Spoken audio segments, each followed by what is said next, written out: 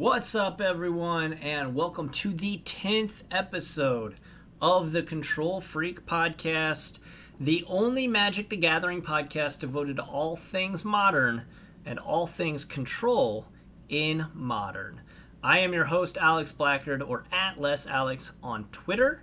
If you enjoy this content, make sure to follow me on all the podcast apps, or whichever one you use, Twitch, and subscribe to me on YouTube, as I will stream this and I will post this on YouTube, so make sure to go over there and follow me there. Today's episode, we had 4 tournaments that had huge implications for the modern format. Of course, there was a Mythic Championship that just ended today. Star City Games Colorado, or Columbus, Star City Games Colorado. No, it was Columbus. Magic Fest Barcelona, which was ran at the same time as the Mythic Championship, and then of course the SCG Classic that was run at the day after, I guess, the start of the Open. A lot of things to get into. Things I'm going to address on this episode, episode 10, is the state of the metagame, specific cards that I think are good against decks that are good in the metagame, whether there needs to be another ban in that Hogaak deck, which completely dominated the MC. It didn't win, but we'll get into that a little bit more. And then, of course, we're going to go through and check out some awesome deck lists that I think were pretty spicy. Blue-White Control, not a great showing this weekend at the Mythic Championship, but there was one player who was playing a control deck that got 9th. He got 9th at the MC, so we'll get into all of that. Again, everyone, thanks for hanging out with me. This is episode 10, and I'm super excited to have made it here.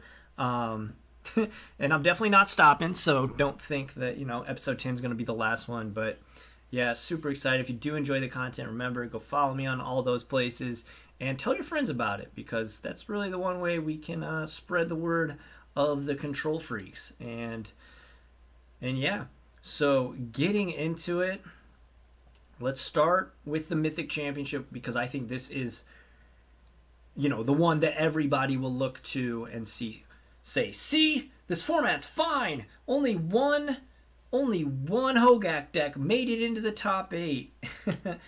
And you and I both know that's not the case. There was so much Hogaak. 20% of the metagame was Hogaak. 20% of the players that made it to this tournament and got to play in it registered Hogaak Bridgevine. Well, I guess you can't call it Bridgevine anymore, but Hogaak Vine.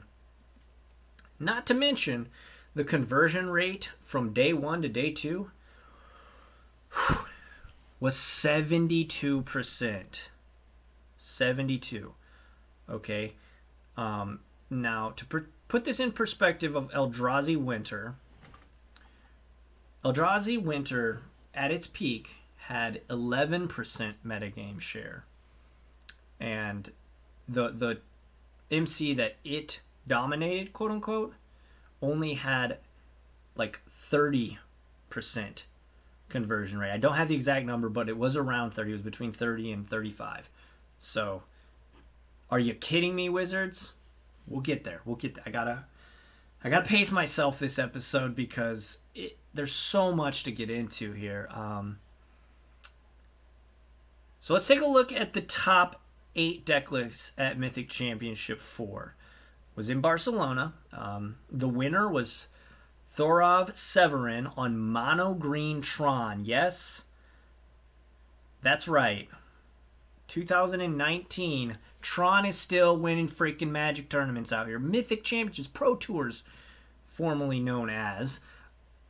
Mono Green Tron won the tournament, beat Hardened Scales in the finals. So Hardened Scales, of course, a deck that we're pretty good against, as long as we keep hands that have early interaction, things like Path to Exile, Oust, things like that. You should be pretty good against Hardened Scales. And of course, we have Stony Silence in the sideboard to really mess them up. And of course, things like Supreme Verdict, Wrath of God. All of these cards are excellent at stopping Hardened Scales. That is not what we're too concerned with. Mono Green Tron, though, is a deck that has forever been giving us just headache after headache, because it just, yes, we typically play 4 copies of Field of Ruin. However, it is so much deeper than that and so much more dynamic of a deck. And looking at Thorov's 75 here, he wasn't playing any new school shenanigans. No Karn the Great Creators to go find Mycosynth Lattice out of the sideboard. This is true blue, not true blue, but this is actual factual mono green Tron. His only planeswalkers were Karn and Karn Liberated and Ugin, 4 and then 2 copies respectively. I mean, this thing is like straight out of 2016, 2017 maybe. But yeah, this thing is a beast. He wasn't pulling any punches. His newest card was Veil of Summer. Sure, that card's fine. Very good against us, but other than that, this thing is just a beast. He just stomped people. And in the finals, he really flexed the powers of Tron against Hardened Scales. Moving down the line, though, there were 2 Jund decks. Jund has gotten a lot better recently. Most definitely has gotten a lot better. Wrenn and 6 is all over the place. And Wrenn and 6 and Seasoned Pyromancer. So things that control decks can do to fight these. And I've been a big advocate. If you follow me on Twitter, you know that I've been preaching the words of Spell Snare recently. Spell Snare is, to me, one of the most underutilized cards in general in the format. But specifically for us playing Control, we need to be packing at least 1, maybe even 2 copies, because Wrenn and 6 is very hard to play against from a control aspect.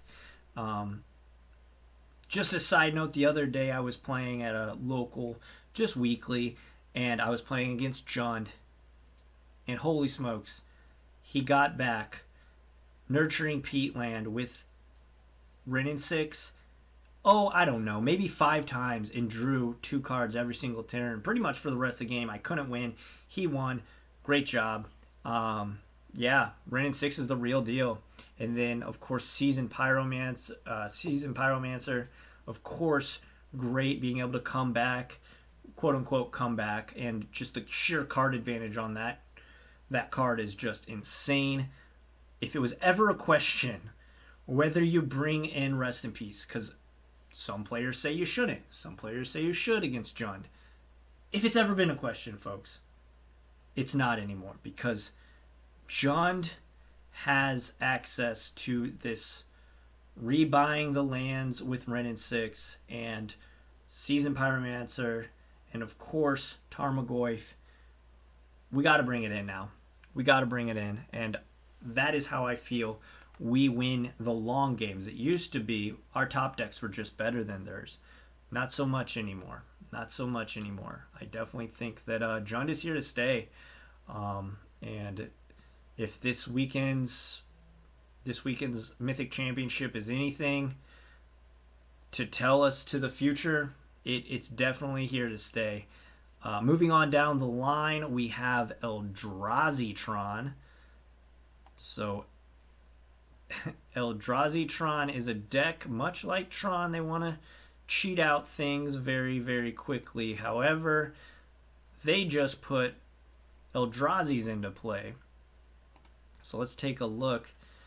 You know, they've got things like Chalice of the Void, huge against us. It stops all of our ops, all of our serum visions, all of our CMC removal spells like Oust and Path to Exile. So if you are playing against this deck and you see it game one, and you happen to not see Chalice of the Voids, guess what? They keep them in. I would definitely shave going to the sideboard games against Eldrazi-Tron. This matchup is pretty close, I would say. But because they have things like Thought Not Seer and Chalice of the Void, and of course they do have that combo of Karn going to get Lattice. Typically they don't try and get Lattice against us, but if we are at a vulnerable point where we don't have any cards in our hands, yeah, they could just go get that. But going to get even things like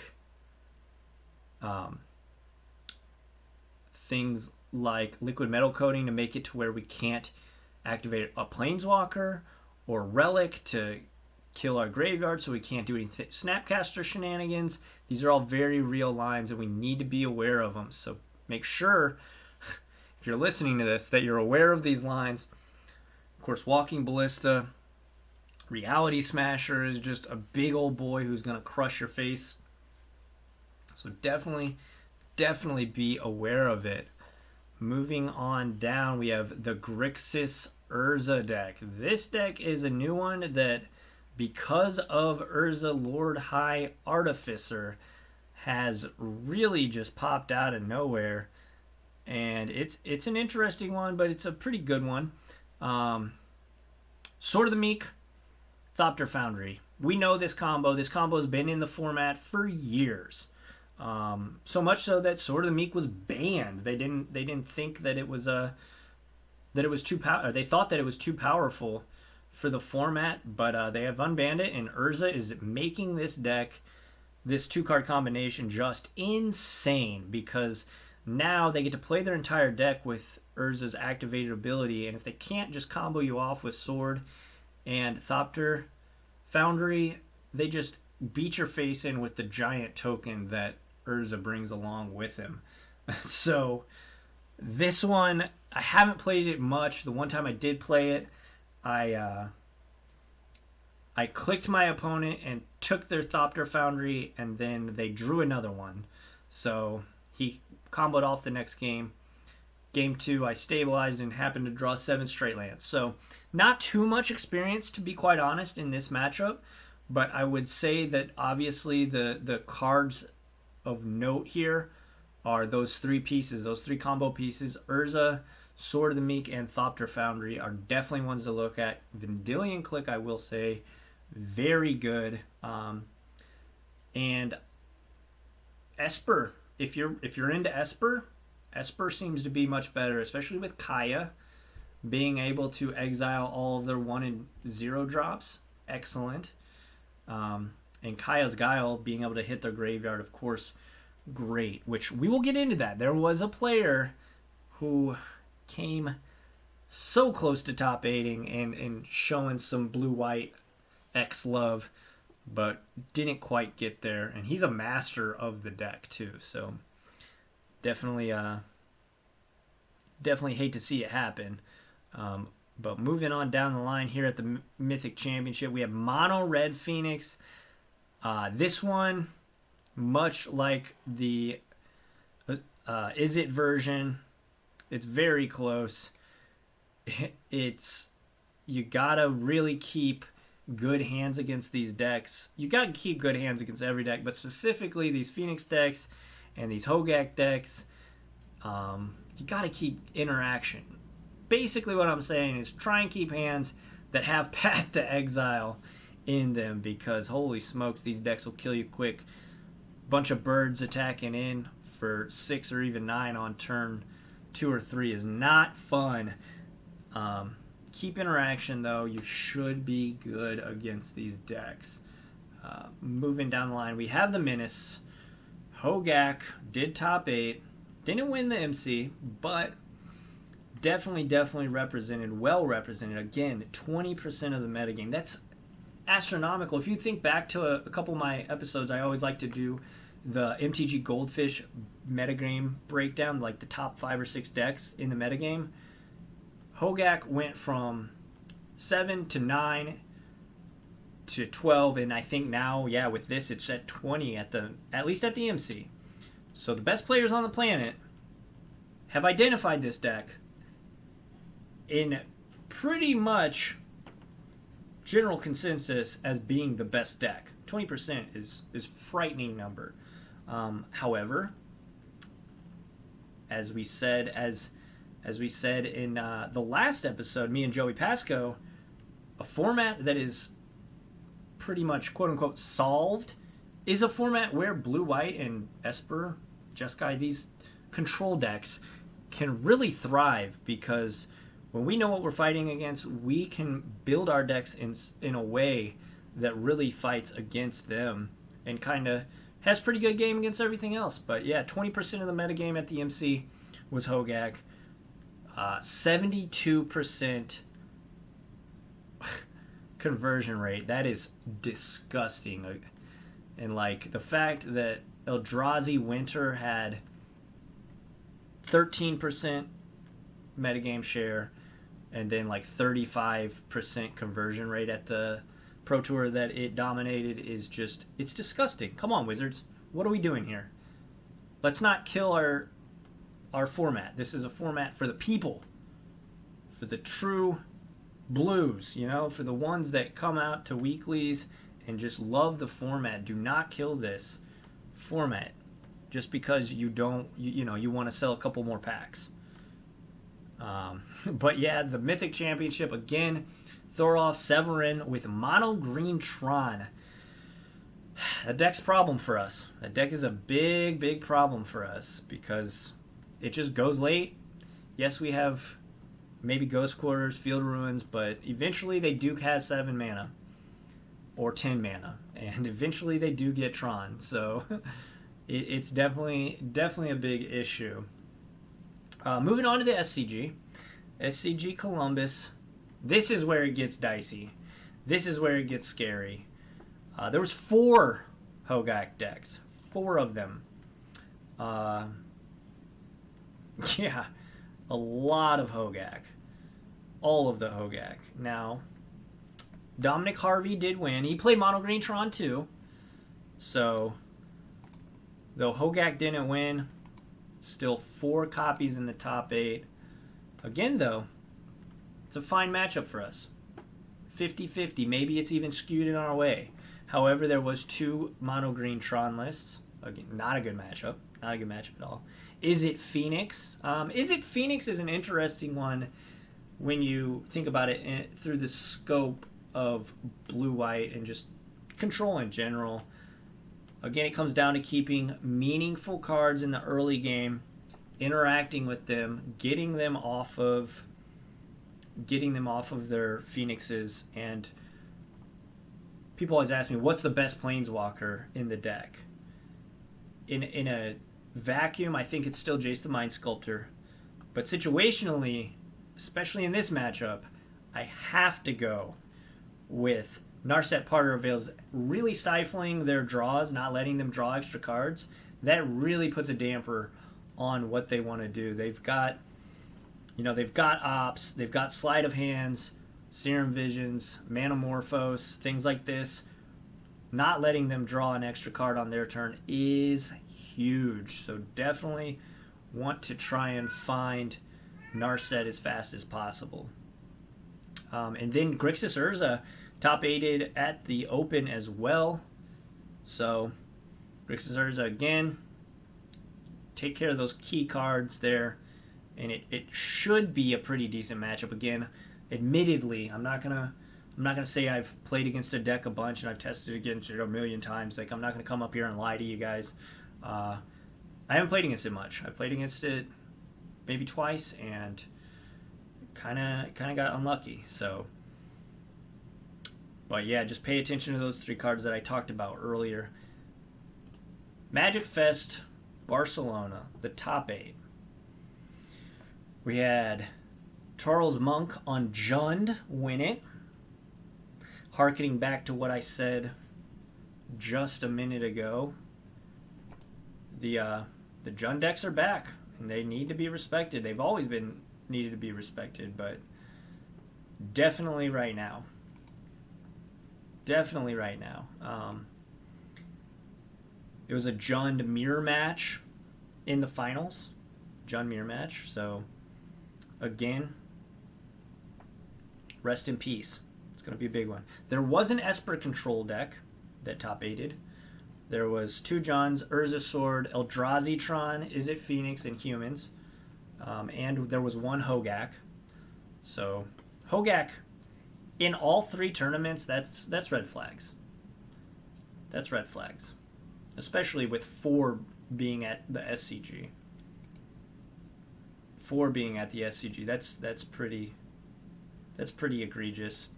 Let's take a look at this Esper deck, though, that top 8'd Magic Fest Barcelona, because I definitely think there are some very interesting cards that, well, I'll say it. Guillaume Wafatapa got 9th at the MC.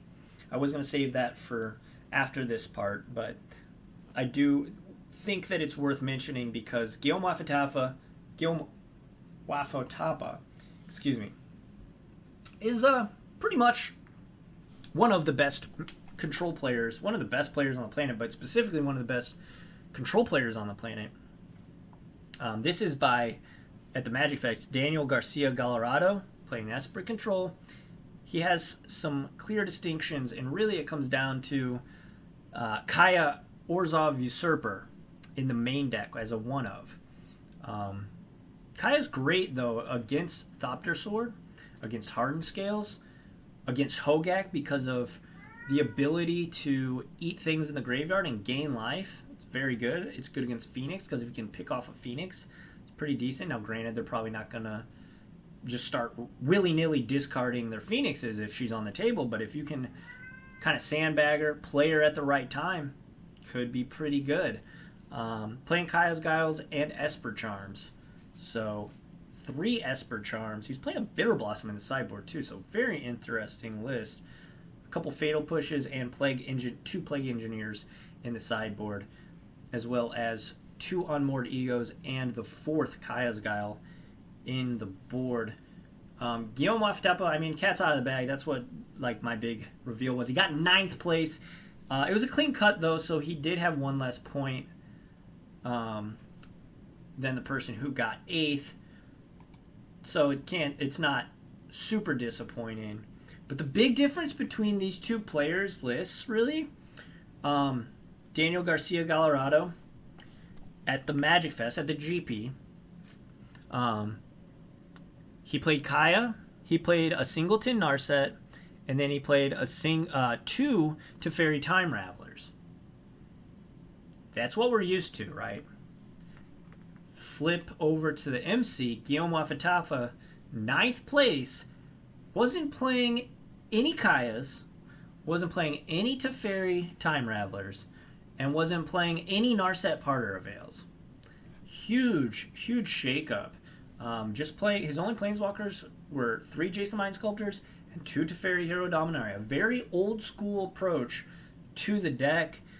He was playing 2 Dovin's Veto Main, 4 Esper Charms, and 3 Kaya's Guiles. So he was super all in on Esper Charm. It's a very good card. It's a very good card. Cannot deny that. And Kaya's Guile, he did have the 4th Kaya's Guile in the sideboard, as well as just a bunch of one-ofs. His entire sideboard was one-of. So, but yeah, he was playing the 25th land as a Blast Zone, so that is something to take note of. Where Gallardo was not. So their lists vary. Also, Gallardo was playing a Nile Spellbomb main. Very interesting. Pretty good. I mean, I don't hate it. But yeah, 2 different takes. Maybe this is just the future of Blue-White. Maybe we need to start adapting into Kaya's Guiles and Esper Charms. Kaya, I think, is very good. Kaya's Guile, being able to exile the graveyard, is also very good. If we're in a Hogaak meta, maybe this is a better option. Because no blue-white decks top 8'd this weekend. No blue-white decks top 8'd this weekend. So it's kind of interesting to take a look at that and see, maybe black is just better. Moving over, though, to the Modern Classic. No blue-white in the top 8. No control at all in the top 8. There was Matthew Stafford. I wonder if it's the Lions quarterback. I doubt it, but maybe. Got 12th place with Azorius Control. So first place was 4-color Urza. Then we had Amulet Titan, Humans, Mono Green Tron, Jund, Dredge, Merfolk, and then Gruul Phoenix. And Gruul Phoenix is a new deck. It was on camera a couple times in the open as well. But Gruul Phoenix actually did top 8 the Classic. And the big thing in this deck, Renin 6. Mono Red Phoenix is a very good deck. I think adding Renin 6 to buy back your Sunbaked Canyons and your Fiery Outlets and your fetch lands, pretty solid. And it just is very good against humans, death and taxes, things with creatures with small butts. Renin 6 obviously great against. It's $85 for a reason, In the episode that I kind of reviewed over the Modern Horizons, I said that Force of Negation was the best card in the set. I may have been wrong. May have been looking at that through a little bit of a blue-white scope too much. So Renin 6 is a very good card. 2-mana Planeswalker that's not Tibalt. So it might just be very, very strong. But yeah, that is just about everything I wanted to talk about today. I know this is a little bit of a short episode, but I wanted to get this out and really talk about the Mythic Championship and what it means for Control. Because, Mono Green Tron winning, that means there's going to be an uptick. There's going to be an uptick in Tron decks coming out. Of course, Jund is getting way more popular because of Renin 6. Hogaak, 4 freaking copies at the SCG. And of course, Guillaume Wafatapa missing top 8 by 1 point in the Mythic Championship is heartbreaking. Many things. What's the state of Modern right now? We've got all these Hogaak decks running around. I'm not hating that. However, what are your thoughts? What are your concerns? Do you think that Hogaak needs yet another ban? I thought that Bridge was the problem child. Maybe not. Maybe it is Hogaak. Maybe Hogaak just needs to go away. What do you think? Is it Hogaak? Is it Bridgevine? Or is it, Vengevine? Or do we just nuke the format, restart, and ban Faithless Looting? That's an option. I doubt that'll be the one that hits the ban if they end up banning it. But there's no excuses at this point, right? There's no excuses because the excuse was kind of like, oh, well, the MC is about to happen. Well, they banned something and it didn't work. And 20% of the metagame in a format that often has its peak metagame shares at about 9%, 20% of metagame share was Hogaak. That is insane to me, y'all. That is so crazy. But yeah, I am curious to know your thoughts and opinions on the state of Modern, what you think will get banned, if anything. Make sure to follow me on Twitter at LessAlex. I'm always tweeting about blue-white, and I'll definitely answer your questions about Control to the best of my abilities. And let's just talk some Magic. Magic's the best game ever. So if you do enjoy the podcast, though, there's no Patreon or anything like that yet. So just follow me, retweet me, tell your friends. Word of mouth is the number one thing. If you can endorse my podcast and tell your friends and say, hey, this is a rad thing that I came across, tell them. It means the world to me. It really does. I appreciate everybody's time, listening, hanging out with me for about 30 minutes, talking a huge weekend for Magic and Modern specifically, because Hogaak is an issue still. I thought burning that bridge would take care of the Hogaak menace, but he is still here and still dominating. But yeah, if you go on over to Apple Podcasts, give me a 5-star review, say some kind words, say a couple sentences. That's the number one way. It really does help out with all their algorithms and all that. That stuff helps me in the rankings or whatever. But yeah, if you're watching on YouTube, hit that subscribe button. If you're on Twitch, hit follow. Yeah, until next week, thanks again, everyone, for hanging out, listening, and watching. And I will see you next week. Remember, Magic players, be kind to one another. Have a good night.